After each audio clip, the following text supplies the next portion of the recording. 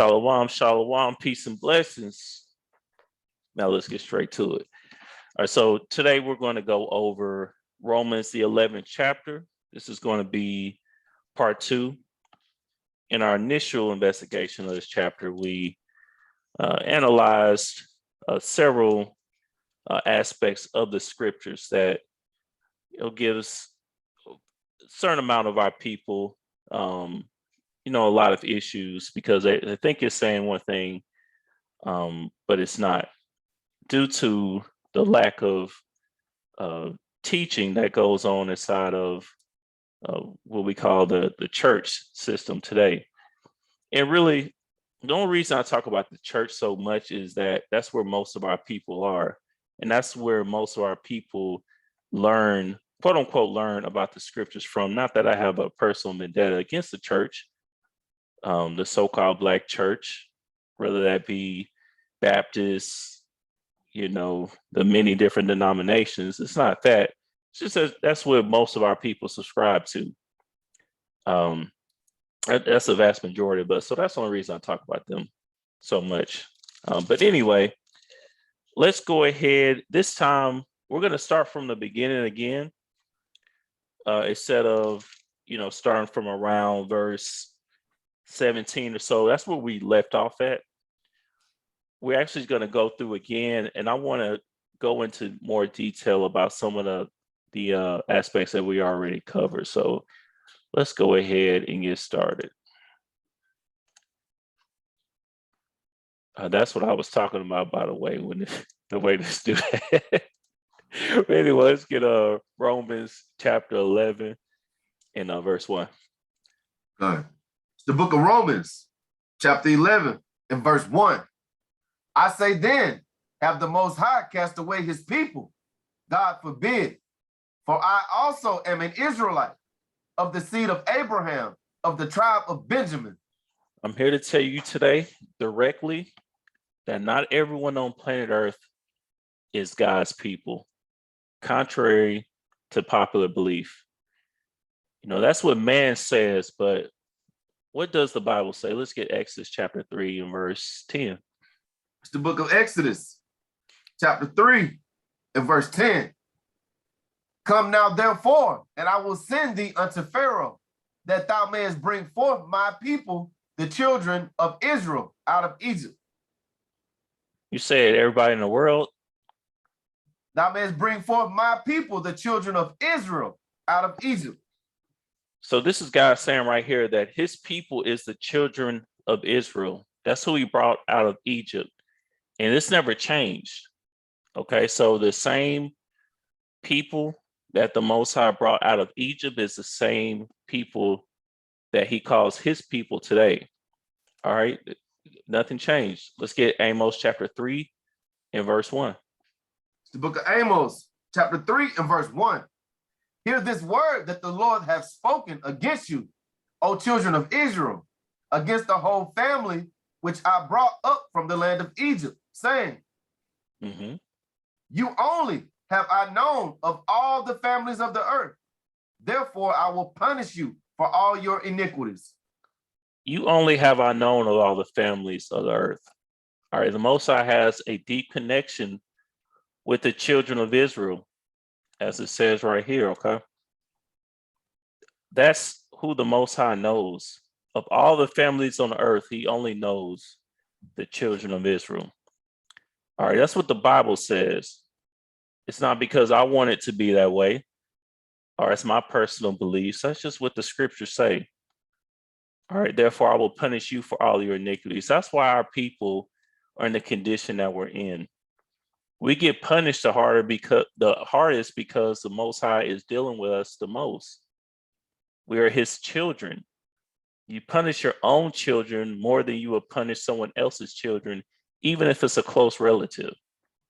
All right, you're going to be on your own child more than you would even your first cousin, even your niece, your nephew. You're not going to come down on them as much as you will your own children. So it only makes sense.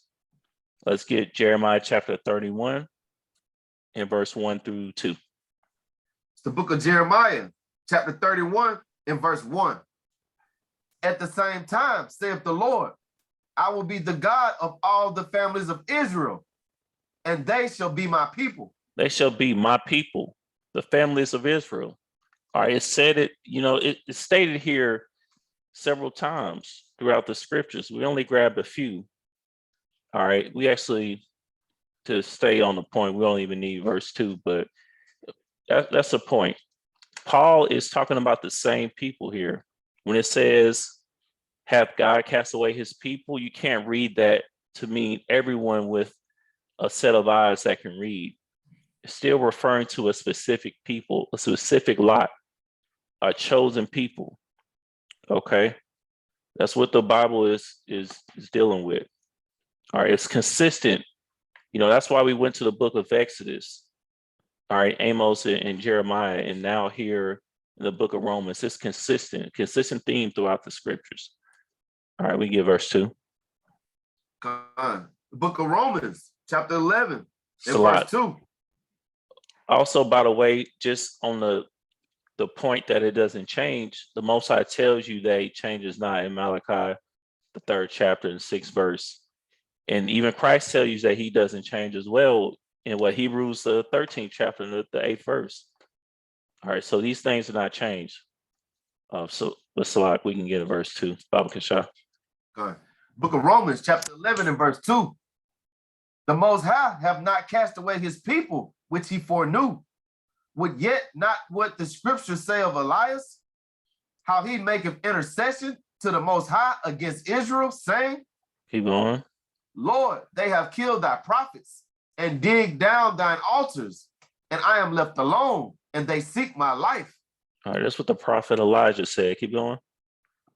But what saith the answer of the Most High unto him? I have reserved to myself 7,000 men who have not bowed the knee to the image of Baal. All right, so the Most High always has a remnant reserved. All right, it always will be a remnant set aside that won't forsake the Most High. Like in the time of Noah, that was him. The whole world was going crazy, doing whatever they wanted to do, eating, drinking, into marriage, revelry, idolatry. But Noah was perfect, in his heart towards the Most High. All right. Here at this time, you had these 7,000 men. All right. So the Most High always has a remnant left over that's going to worship him and not the image of Baal. What's the image of Baal? You can say this is just basically stands for any God that's not of the Most High. When you hear people say, the universe did this for me, all these different things, that's what they're referring to. Buddha did this for me. That's the image of Baal.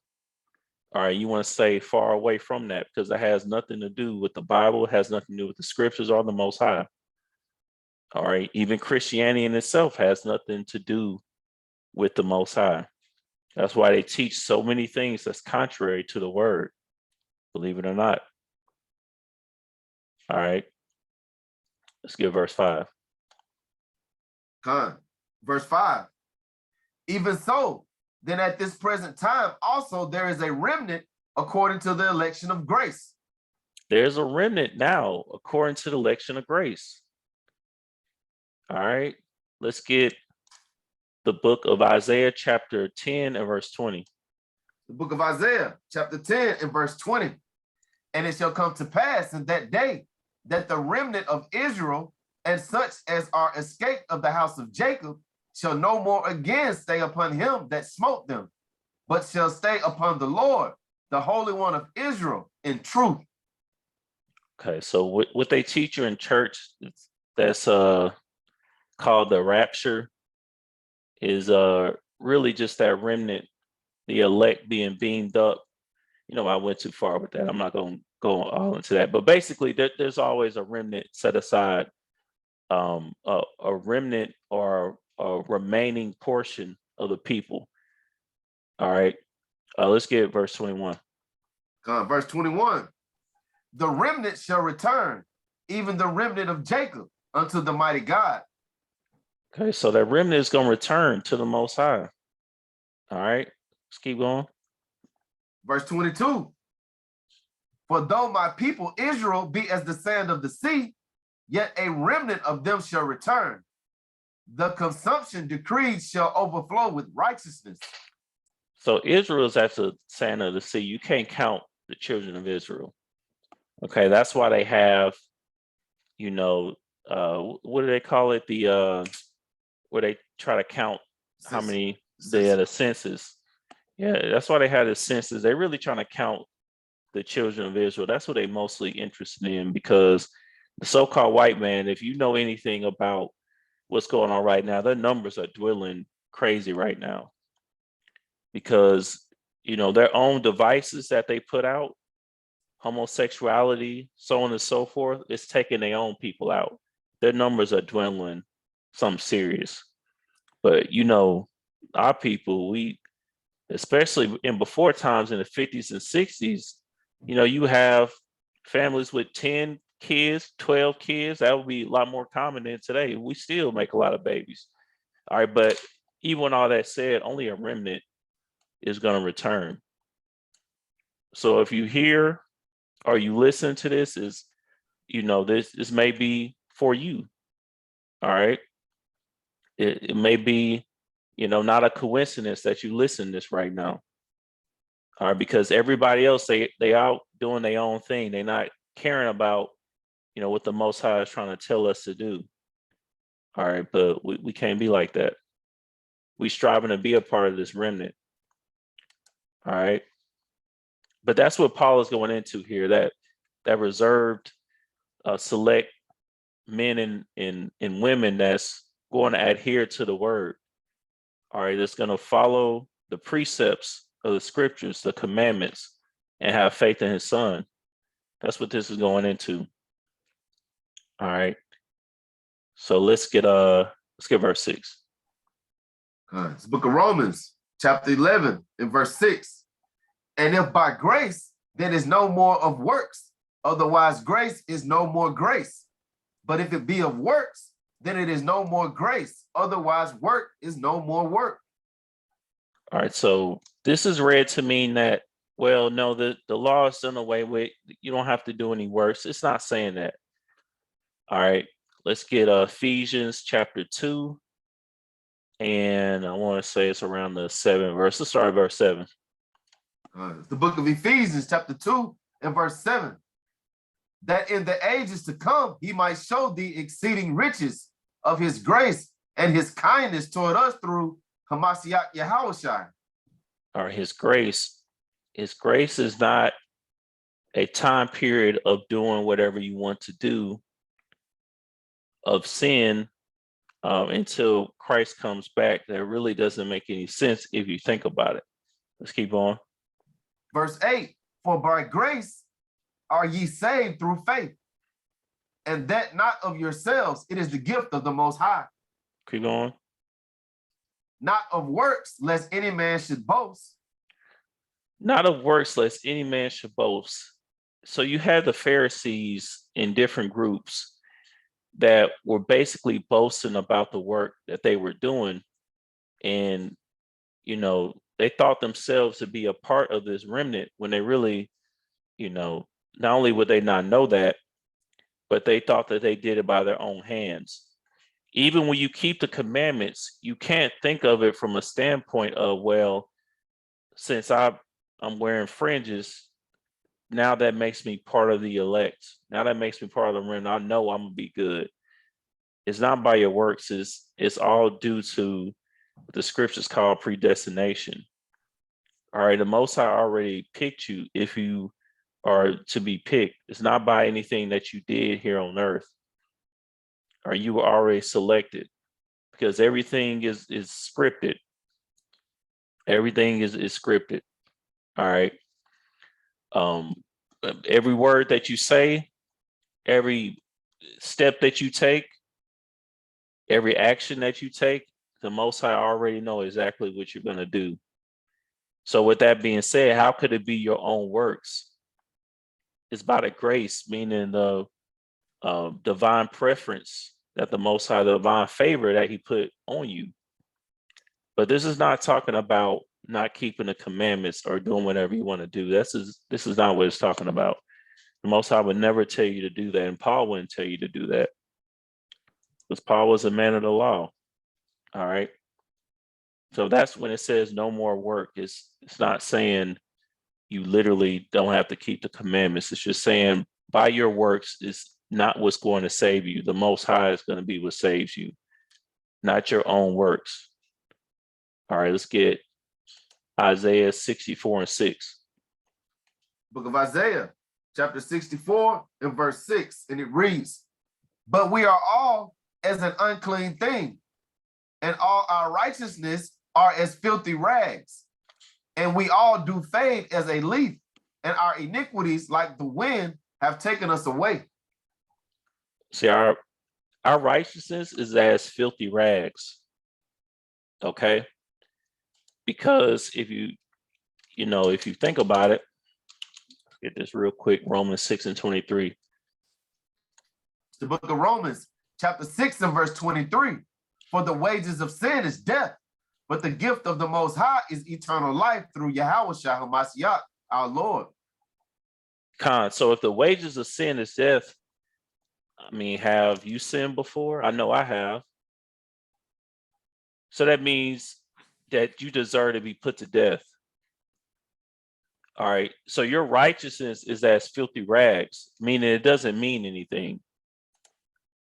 So even if you keep in the law, you compare it to the Most High, it means absolutely nothing. All right.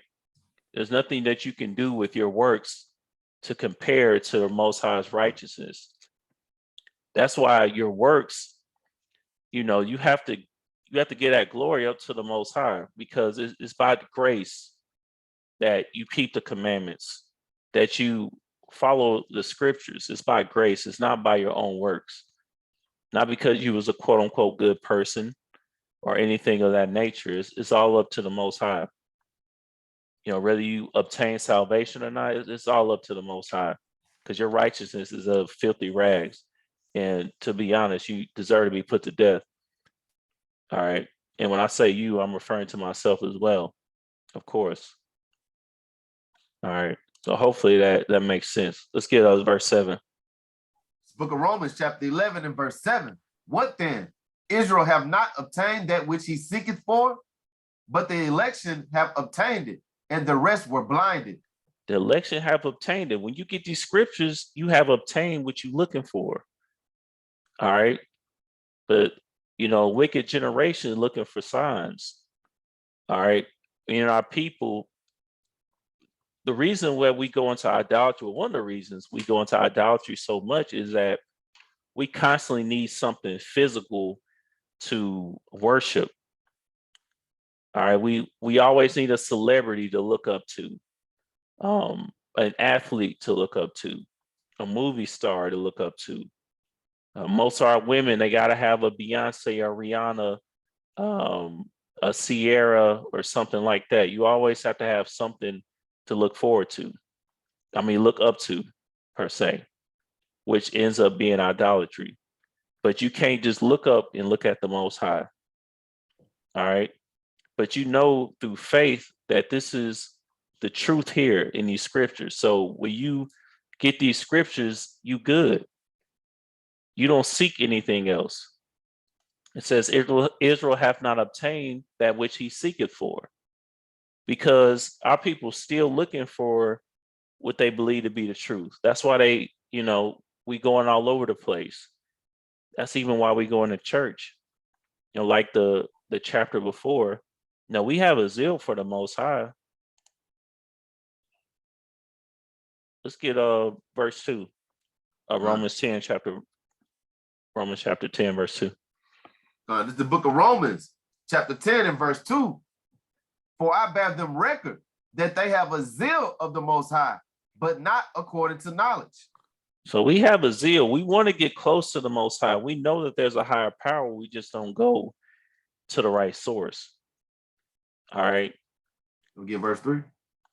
Let's get it. Verse 3. "For they, being ignorant of God's righteousness and going about to establish their own righteousness, having not submitted themselves unto the righteousness of the Most High. You're trying to establish your own righteousness. You try to do it your own way, but that's not how the Bible works. You don't get to say, well, I think this makes me a good person. I think this is right. I think this is wrong. You know, let's get Proverbs 16:25. It's the book of Proverbs, chapter 16 and verse 25. There is a way that seemeth right unto a man, but the end thereof are the ways of death. There's things that may seem right to you, but they're going to end up putting you to death, getting you put to death. All right. Meaning what? Well, you know, the wages of sin is death. So that may sound, morbid, but all I'm saying is that there are things that may seem right to you. Your conscience is not telling you that it's wrong, but it actually is a sin. So when you hear me say put to death, all I'm saying really is that something that you think is not a sin could be a sin. And really vice versa too. A lot of things that we are taught are sins are not even sins. So it's kind of backwards at times. But there may be things that seem right to you that, so you can't go by your own feelings. You can't establish your own righteousness because you don't have the discernment to tell what's right or wrong. Only the scriptures can tell you that. It's a lot. Con. Hey, even growing up, no one ever told us what sin was. But besides, don't cuss, don't go to the club. That was it. Pretty like don't drink and stuff like that. Absolutely. Nobody taught us that. I asked a brother that. I said, what is sin? I didn't add anything to it. Nothing like that. I asked him a simple question. I said, what is sin? He was like, what do you mean? I was like, what is sin? Like, what does that mean? What is sin? He said, it depends. I said, brother, it doesn't depend. It's written out very plainly what the scriptures say about sin. It doesn't depend. So that just lets you know that, just like this brother brought out, I mean, we haven't been taught what sin is. So therefore you can't go by your own feelings. Okay. So, if you're searching for the truth, you need to stop right here. Get into the scriptures, and every answer that you've ever looked for is going to be right here. Yep. Every question that you've ever had is answered right in here. Now you may not be able to find all of these answers right away. Matter of fact, I'm gonna go out on a limb here and say you will not be able to find all these answers, quickly or anything like that, but they are here. All right, as long as you don't establish your own righteousness, being ignorant of the Most High's righteousness. All right, because again, our righteousness is as filthy rags. Keep that in mind. All right. But that's what that's referring to there in verse 7. All right, because the Most High, Salat, the elect is going to get the scriptures and they're going to be good, but the rest going to be blinded. That's that sand of the sea. Meaning if you go to a beach and you try to count all them specks of sand, that's how vast our people are. We scattered everywhere, but there's only going to be a remnant that makes it. All right. So you don't want to be a part of the crowd. You want to be set apart from the crowd. You want to be holy.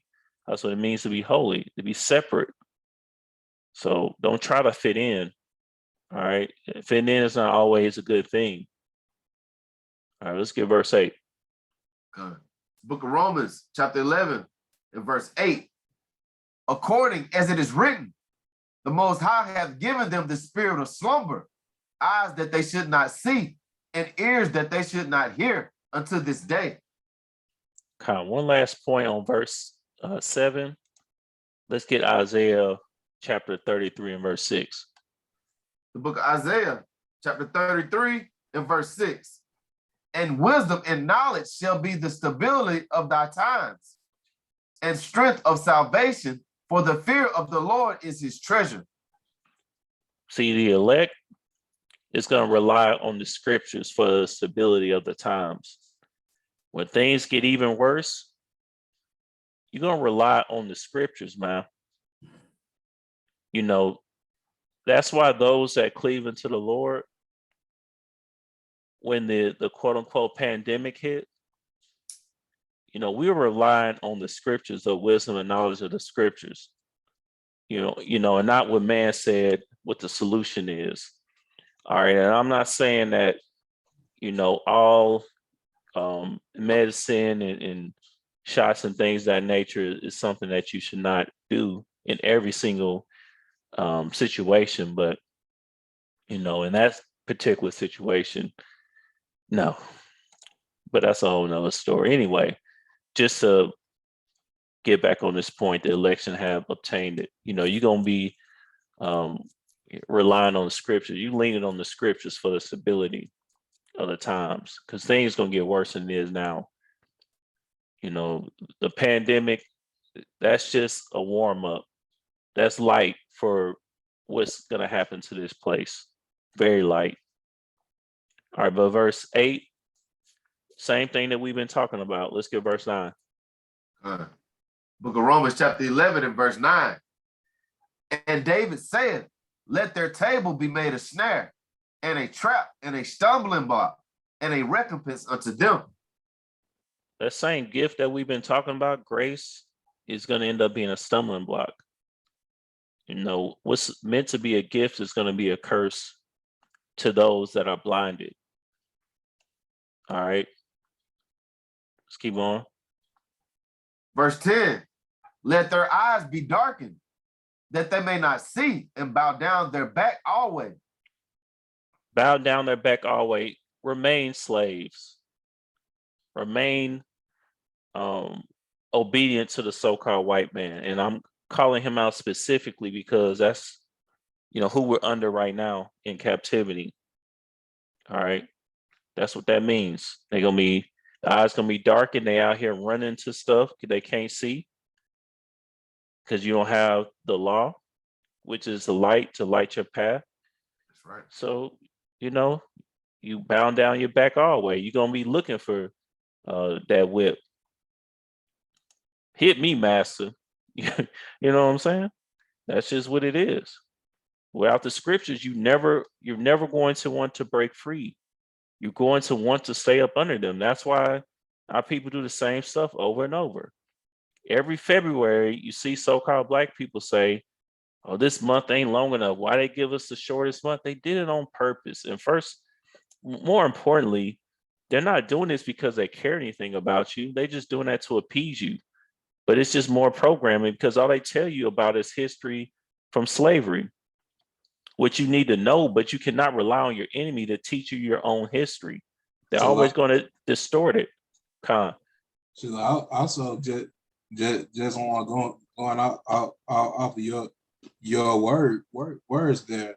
They quote unquote gave us a month. They gave it. So that means that they are controlling things. Khan, you never want your enemy to give you anything. Like, why would you want your enemy to give you something? Like, would you let somebody that you know hates you, had you in slavery for hundreds of years, give you something to drink or eat? You're going to be looking at that thing like, well, you might be trying to poison me. She might be trying to, you know, kill me. That's how you need to be looking at them. Everything that they give you, you need to be looking at as if it's poison. And then you analyze it to see if it's not first. Like our people, it's backwards. Like we trust everything they do and don't ask questions at all. You need to look at everything first. You know, don't ask questions later. You analyze everything first and assume it's a trap. You know, first. Con. Yeah, man, and kind of how I look at it as well, man. You know, they really do it to mock you, man, more than anything, because, you know, at the end of the day, they assassinated, you know, the majority of the people we look toward to be our so-called leaders. And then they, for example, Martin Luther King, then you'll give you a day to celebrate, you know, what he did for you after they assassinated him, of course. You know what I'm saying? And all these type of you know, our so-called leaders that they dealt with, they assassinate you and then they tell you to celebrate them. So they mock you at the highest level. You know, they understand this. But we don't, like the brother was just bringing out, we don't question anything, man. We just go along with whatever's trending. Oh, they say let's do this. Oh, okay, let's do it. Juneteenth, this, that, and the third, you know, whatever. We just go along with it, man. We got to come up out of that. How wicked is that? You take somebody out and then be like, well, here's the day too that you need to you know, remember them. But you the one that did it in the first place. Or name a street after them. We're gonna name a few streets after them. And it'll all make it better. Martin Luther King Boulevard. That's all that Biden do. He in a constant state here of every time so-called black people catch on to him, oh well, I'm gonna make the vice president black, which she's not, but I'm gonna make her black. Oh, y'all caught on to me again. I'm gonna make this justice black. They're just trying to appease you. Or like the brother just brought out Juneteenth. When people was catching on to him then, well, I'm gonna give y'all Juneteenth. Back off of me. So what's next? Hey, the Bible said, "Gift destroyed the heart, man." Give destroy at the heart, which in that context is like a bribe, and that's exactly what they're doing. They just bribing you. They just, you know, they mocking you, trying to appease you, and they really showing that you can be satisfied with so little. You know that you have no equal parts in this kingdom.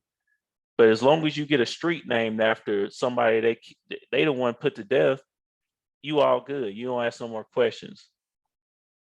You know, so it's a wicked cycle that our people are in, and that's why the Bible says here that their eyes will be darkened. All right, because we can't see that, and it's right there, dead in our face. You know, because Biden be going off. Everybody, he's supposed to be going off, man. But let's keep going, man. Book of Romans chapter 11 and verse 12. Now, if the fall of them be the riches of the world, and the diminishing of them the riches of the Gentiles, how much more their fullness? Now let's see if we can get through all of this. All right, so the fall of them be the riches of the world. The fall of them is referring to the Israelites that put their own savior to death. That began to be the fall of what we call the southern kingdom, which is the same kingdom that Christ came in, or Yahweh Shai. All right. And let's see if we can examine this here. Let's start with who we got. Matter of fact, let's get this real quick first. Let's get John chapter 4 and verse 9. The book of John chapter 4 and verse 9, and it reads, Then saith the woman of Samaria unto him, How is it that thou, being a Jew, ask drink of me, which am a woman of Samaria? For the Jews have no dealings with the Samaritans. The Jews have no dealings with Samaritans. You need to keep that in mind. The Jews have no dealings with the Samaritans. Samaria is, and the Jews are the same. The Samaritans and Jews are the same people. One of them is from the southern kingdom, the Jews, and the Samaritans are from the northern kingdom. Matter of fact, in times past, Samaria was the capital of the northern kingdom. But you see, it says they have no dealings with each other because they were a people split. All right, it's like two sides of the family that's beefing with each other. They know that they family, but they don't deal with each other like that. All right, that's exactly what was going on at this time, but let's get some more context for that. Let's get Acts chapter 13. We had one, so let's just read one and get that real quick. It's the book of Acts chapter 13 and verse 1.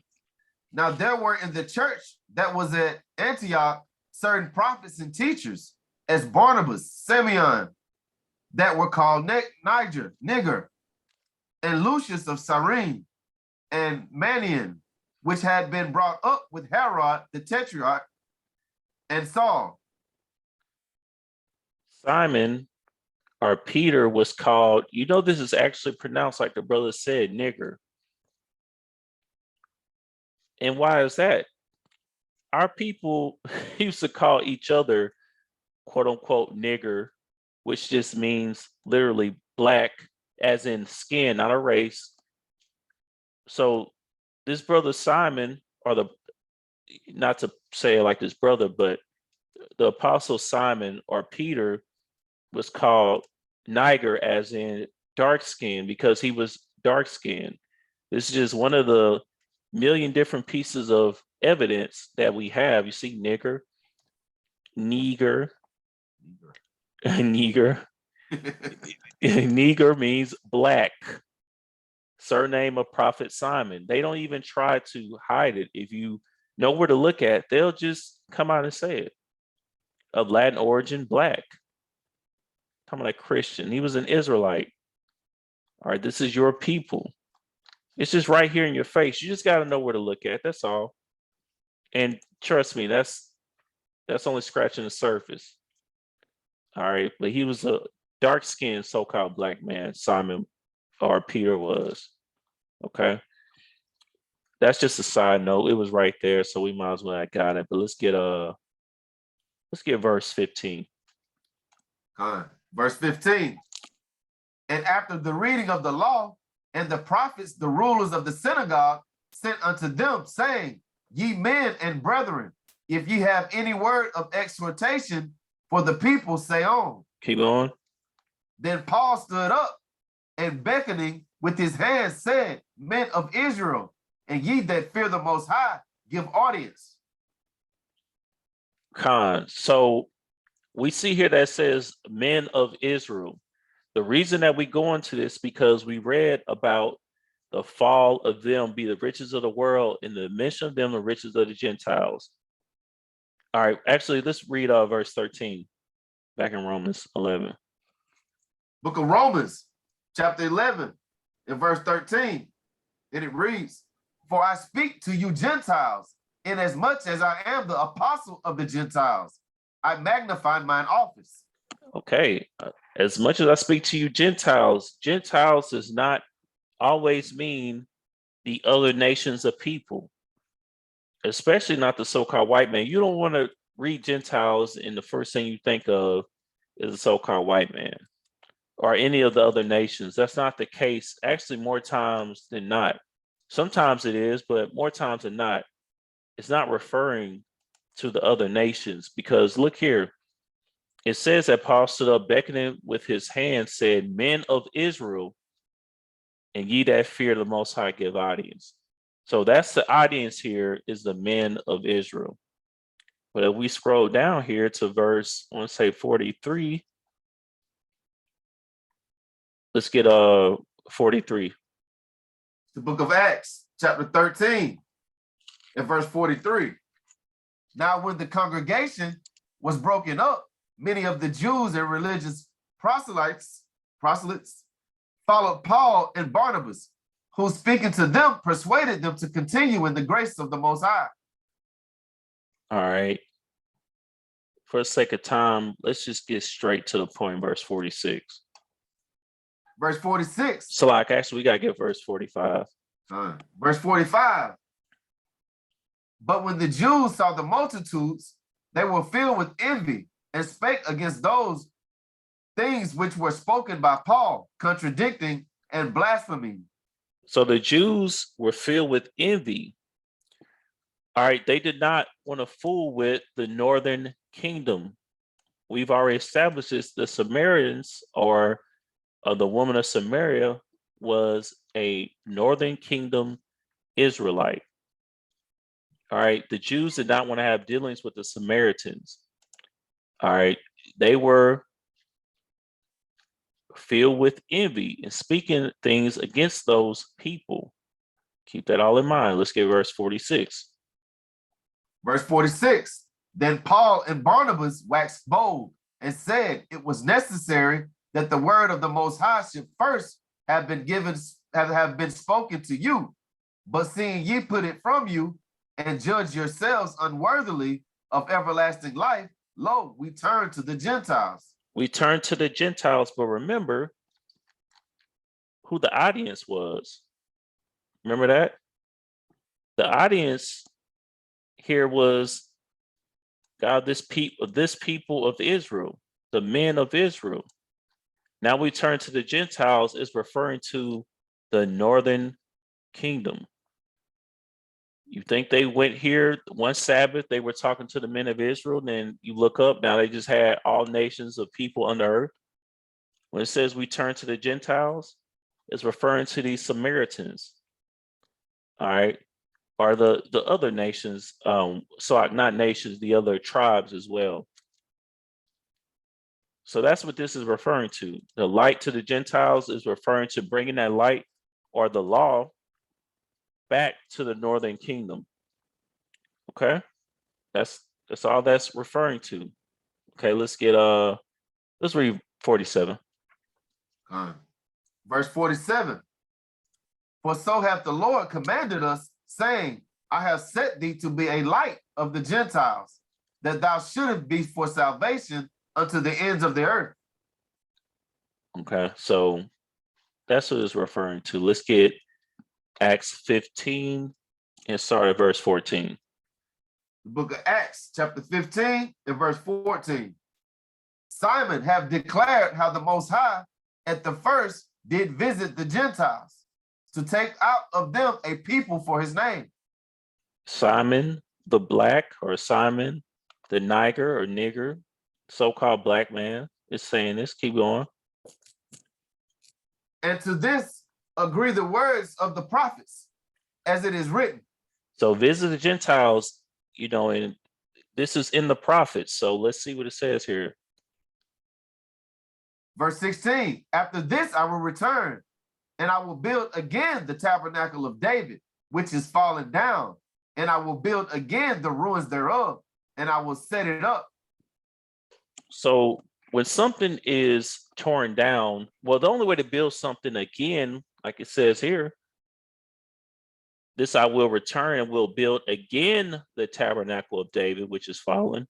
To build something again, I mean, it's just common sense that tabernacle had to be established, before to be built again, had to be built, right?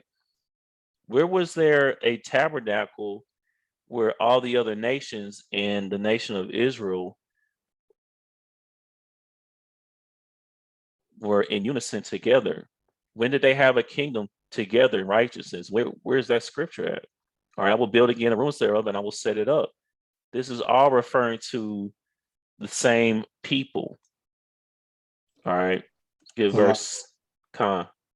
Hey, that's on also part of the quote unquote good news. If I can I get my Isaiah chapter 61 verses 3 through 4? Con. The book of Isaiah chapter 61 and verse 3. To appoint unto them that mourn in Zion, to give unto them beauty as for ashes, the oil of joyful mourning, the garment of praise for the spirit of heaviness, that they might be called the trees of righteousness, the planting of them, Salakia, the planting of the Lord, that he might be glorified.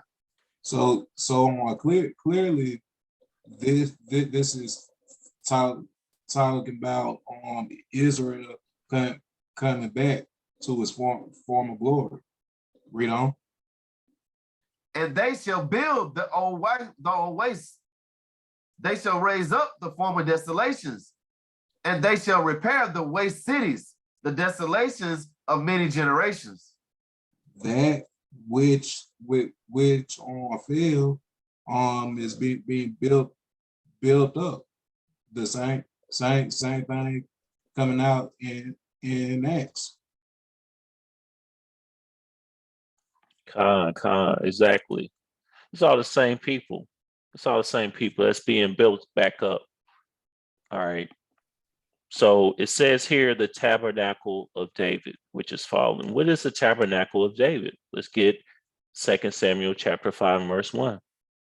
The book of 2 Samuel, chapter 5 and verse 1.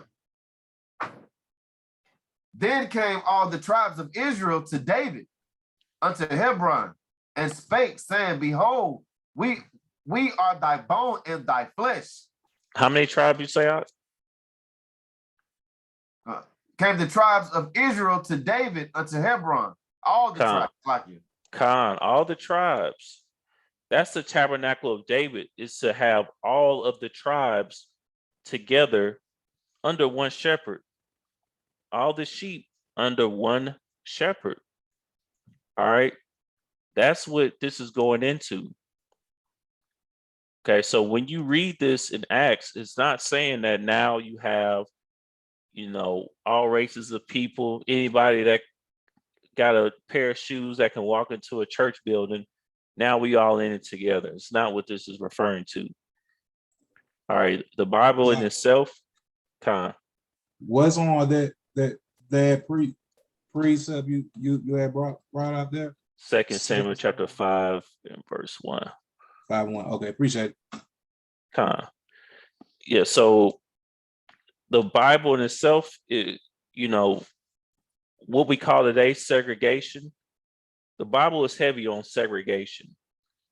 If you look or just read the scriptures, really, that's why I say look at a map of, how the people are separated at this times. Or you just read, you can see that everyone had their own land, let alone, we talk about own schools and all that. Everybody had their own land with clear boundaries.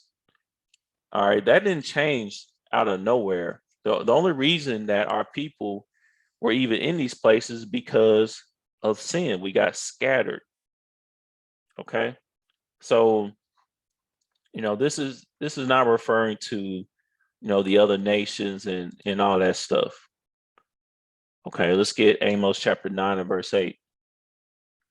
The book of Amos chapter 9 and verse 8. Behold, the eyes of the Lord God are upon the sinful kingdom, and I will destroy it from off the face of the earth, saving that I will not utterly destroy the house of Jacob, saith the Lord. Okay, so that's the reason why our people are in the condition that we're in right now, is because we have been a sinful kingdom. All right, but the Most High will not utterly destroy the house of Jacob or Israel.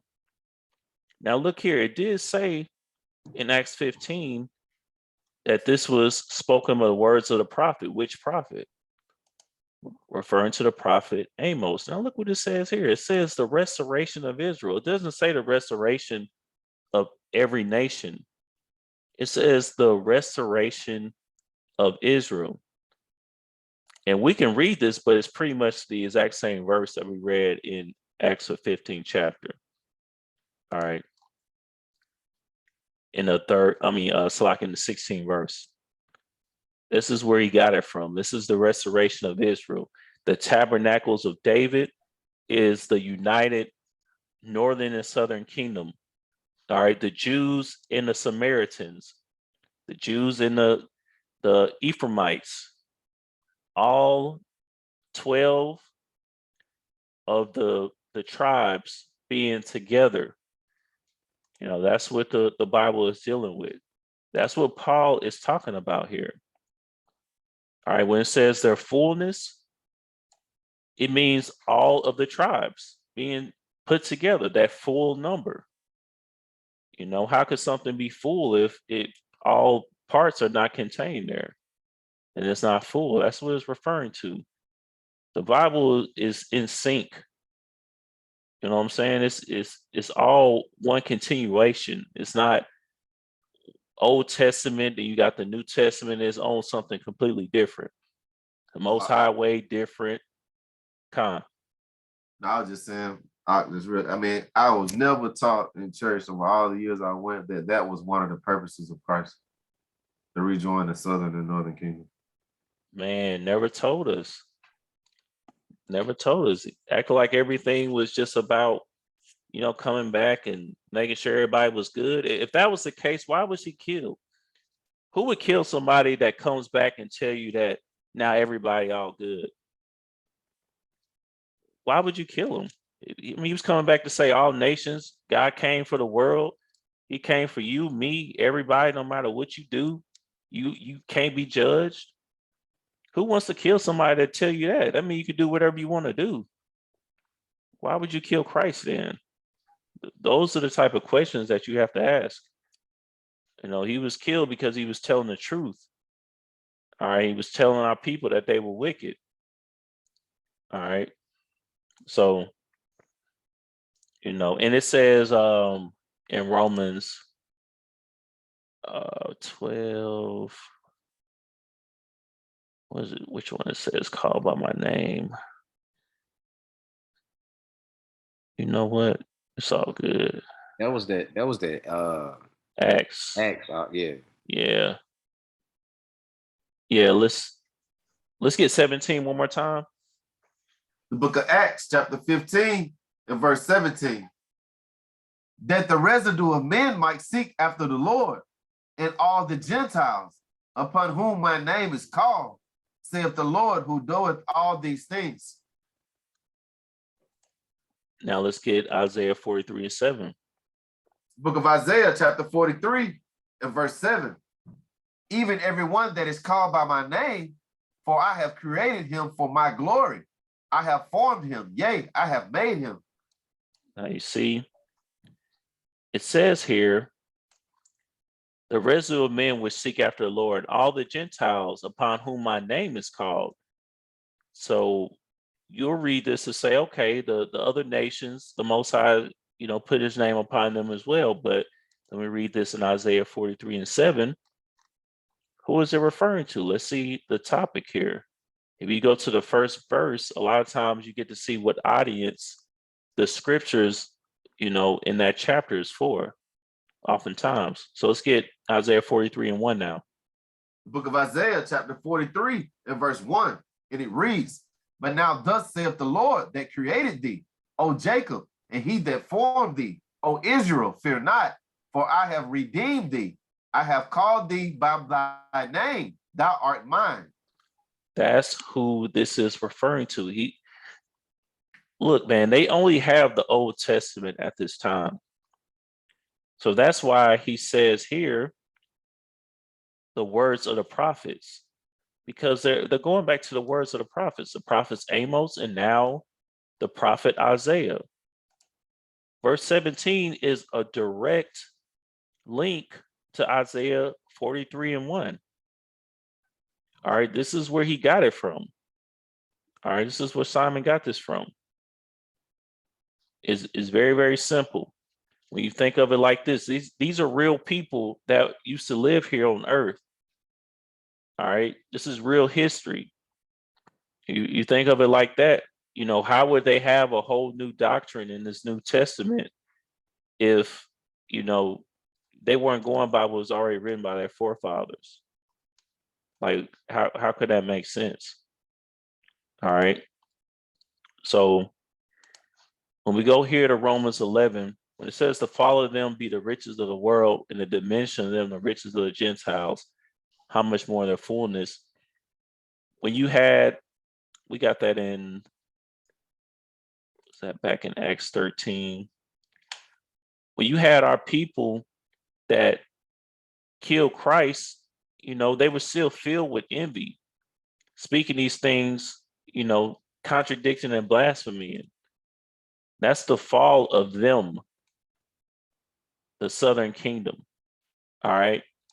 So through them, Paul went to preach to the northern kingdom. Now I'm going to turn to the Gentiles, aka the northern kingdom. Y'all tripping. Y'all over here still with envy, contradicting and blaspheming. Now the people that didn't know that they were God's people, now I'm turning to them because they had completely forgot who they were. Now, I don't know how I thought we were about to get into the split again and all of that, but I had it pulled up. I don't know how I thought we was about to get through all that. But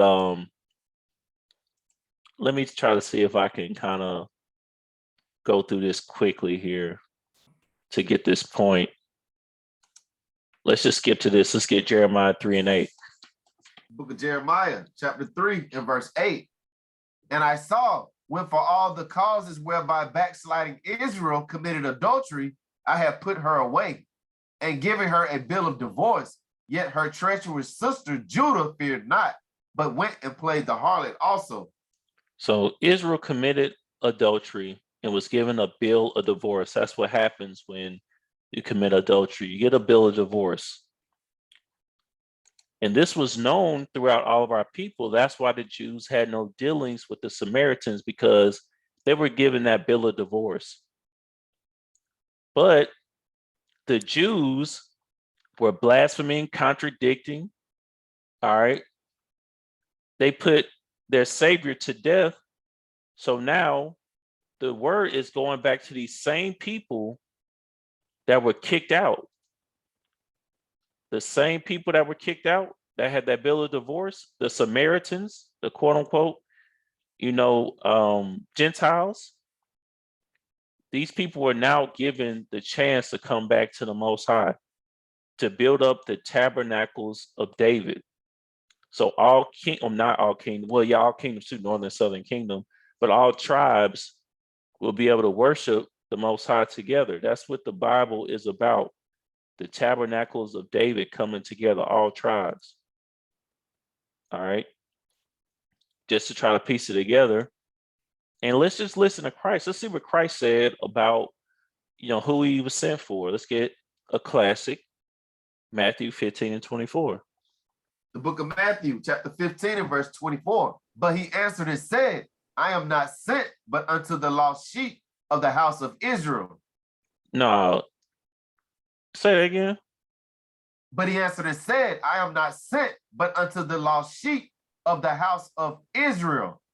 Hey, this is what Christ said, man. Yahushua said, I am not sent but unto the lost sheep of the house of Israel.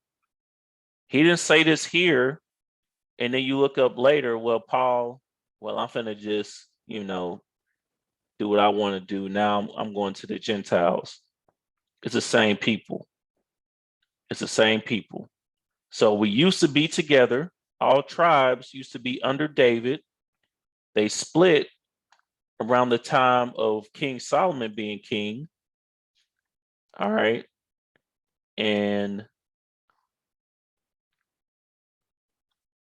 it was a prophecy that the kingdom will be rent from the being split. Let's just grab it real quick. 1 Kings chapter 11 and 11.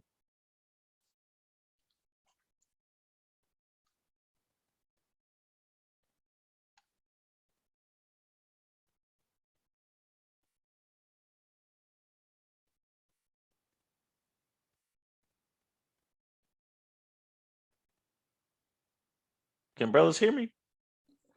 I may be on mute. Oh, okay. I was like, is it my My audio? bad. I was reading. I was on mute. I'm sorry about that. It's all good. Verse 11 and verse 11.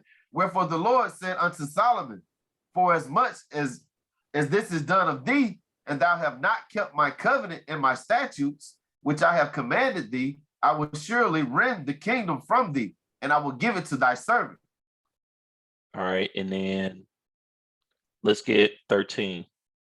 Verse 13.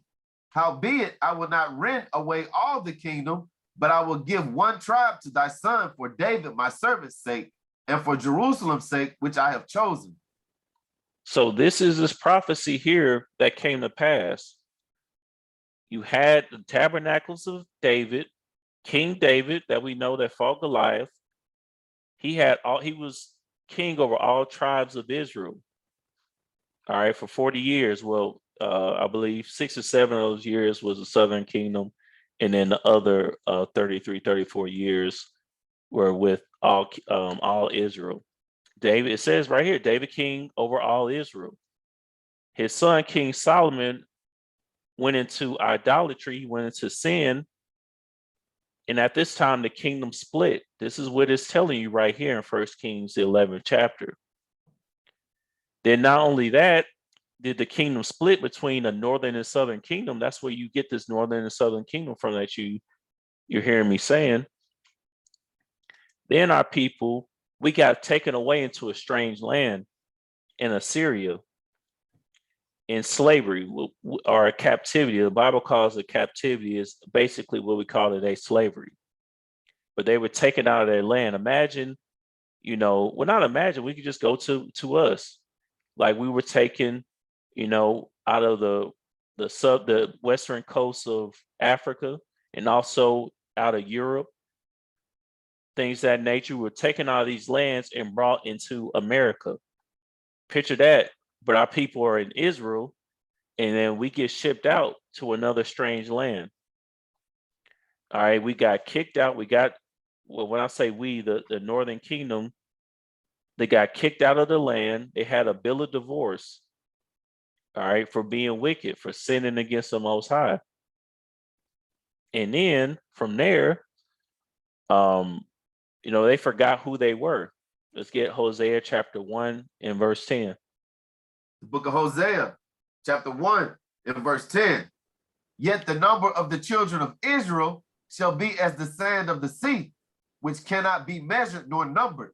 And it shall come to pass that in the place where it was said unto them, ye are not my people, there it shall be said unto them, ye are the sons of the living God. Ye are not my people. That's what the woman of Samaria is basically saying here. They didn't have parts of the kingdom at this time. And then the Most High and his son put the spirit on Paul to say, okay, now let's bring the Northern Kingdom back in, because they were divorced, and then put away. We're told they were not the people of the Most High. Now they were brought back into the fold. That's what Romans 11 is about. That's what Acts the 15th chapter is about, the 10th chapter, the 13th chapter. And really, that's what the whole Bible is dealing with. All right. But once you know the history, it's easier to see that that's what's going on. And we were scattered. Our people are still scattered everywhere. All right. But now we can go ahead and call time. But that's what Romans 11 chapter was going into when it talked about the Gentiles. Okay, you don't want to read the word Gentiles and immediately assume it's referring to another nation of people. All right, because our people were called Gentiles. I thought I had that pulled up. Let's grab that real quick and then we can kind of end on that. First, let's get Ephesians, the 2nd chapter. Let's get Ephesians 2 and 11. It's the book of Ephesians, chapter 2 and verse 11. Wherefore remember that ye being in times past Gentiles in the flesh, who are called uncircumcision, by that which is called the circumcision in the flesh made by hands. See, in times past called Gentiles in the flesh, it's the same people. All right. The same people. Let's get 1 Corinthians chapter 12 and verse 2. Book of 1 Corinthians chapter 12 and verse 2. Ye know that ye were Gentiles, carried away unto these dumb idols, even as ye were led. You were Gentiles. You were Gentiles. This is referring to the same people. The Romans, the Galatians, the Corinthians, they were Gentiles, meaning Israelites of the Northern Kingdom. This is not referring to the other nations of people. All right, stop trying to give your promise away to the other nations, man. This Bible is about you. All right. This Bible is about both kingdoms being united. The jealousy, the hatred, the slavery, all of that being eradicated. So we'll be under one shepherd, which is Yahushua. All his sheep, both families, both kingdoms, all being the children of Israel. You would kind. Before you close it up, can I get one precept, please, bro? Give me Genesis 49 and 1. Because I just think it's so amazing that this is the first book of the Bible, but Jacob was telling his sons what's going to happen in these times. The same thing that you were just going over that Paul was doing, going to the northern kingdom. You know what I'm saying? Jacob was prophesying to his sons about what was going to be going on in these days. Con. 1 and 2 for me. Con. It's the book of Genesis, chapter 49 and verse 1. And Jacob called unto his sons and said, gather yourselves together, that I may tell you that which shall befall you in the last days. Gather yourselves together, and hear, ye sons of Jacob, and hearken unto Israel your father. So, man, I just find it so amazing that, you know, the first book of the Bible, you know, that Jacob was telling his sons about what the brother thoroughly explained to us, you know, edified us as far as what was going on in the book of Acts, the book of Romans, precepting it in the book with the book of Isaiah, Amos. All of that is being told to his sons, the 12 tribes, the 12 sons of Jacob, right here in Genesis 49 and 1. You know, I just find that to be so amazing. But that's all I really have. Con. Exactly. It is amazing. I love it, man. It's prophecy. That's why it says Israel's prophecy concerning his sons. All right. But that made me want to grab this real quick too. Is it right here? Yep. Yeah, Con, let's grab that real quick. Isaiah 46 and 9 and then 10. The book of Isaiah, chapter 46 and verse 9. And it reads, remember the former things of old, for I am the Most High, and there is none else. I am the Most High, and there is none like me. That's why we call him the Most High, because there is no other Most High. There is no other creator. That he doesn't have a peer, not including Satan, nobody. He doesn't have an equal God or power that's like him. All right. Verse 10, declares the end from the beginning, and from the ancient times the things that are not yet done, saying, my counsel shall stand, and I will do all my pleasure. That's what the brother was going into, declaring the end from the beginning. What's the beginning of the Bible? The book of Genesis. All right. That's what the Most High was doing right there. He was giving that prophecy unto Jacob, and he gave it unto his son so we can understand what happens in the book of Acts and the book of Romans, the 11th chapter. All right. Things are not yet done because a lot of the prophecies in the book of Genesis are not done yet. All right. So again, that's what Romans 11 was going into. All right. When it talks about the Gentiles and that full number and the branches, is talking about the northern kingdom finally coming back after being divorced, like we read in Jeremiah, the 3rd chapter. All right. You know, we were told you are not the people. You are not God's people, like in Hosea chapter 1 here. You are not my people. You were told your name was nigger, African American, Afro American, black, colored, so on and so forth.